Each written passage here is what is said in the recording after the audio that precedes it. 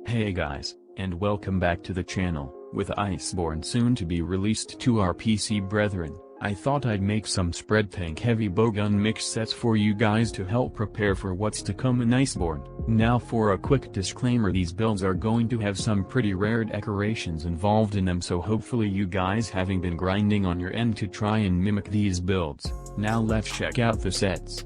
First we have a completely defensive glutton heavy bowgun build with 3-piece Xeno, Kieran Gamma chest and Culve braces. The build has guard 5 because monsters in Iceborne hit very hard, and even with the 2 shield mods you can expect to take some chip damage. However, if you use dash juice you can tank most of the hits that come your way. Also don't worry too much about losing some damage by not running closive mods, because Iceborne monsters' health is so high anyway that the current weapons you have won't be doing nearly enough damage anyway, so it's better to play safe.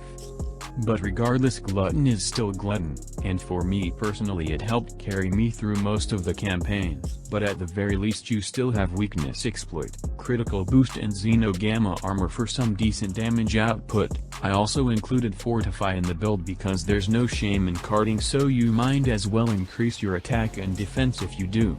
But even with this offensive build you see that I'm still able to take down a Banbaro in a reasonable amount of time even without mantles.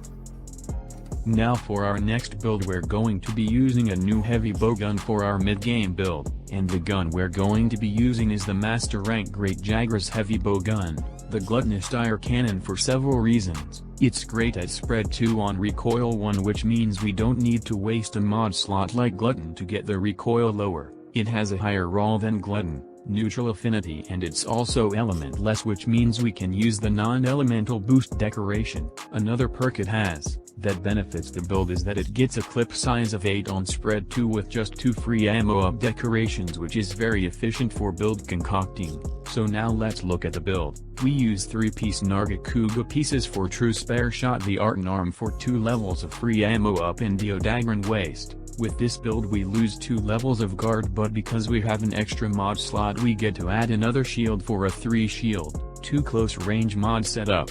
We also lose critical boost in the build since none of our pieces gives us the skill as a byproduct. However, we do get true spare shot and a point of peak performance with 3 levels of weakness exploit to round up our damage in the build. And honestly, true spare shot shouldn't be underestimated. The 30% proc rate on spread is amazing, it far exceeds Xeno'jiva's razor spare shot. We lose fortify as well, but at this point in the game you shouldn't be carding as much, and your natural defense should be able to tank at least 1 or 2 hits before you need to start healing again.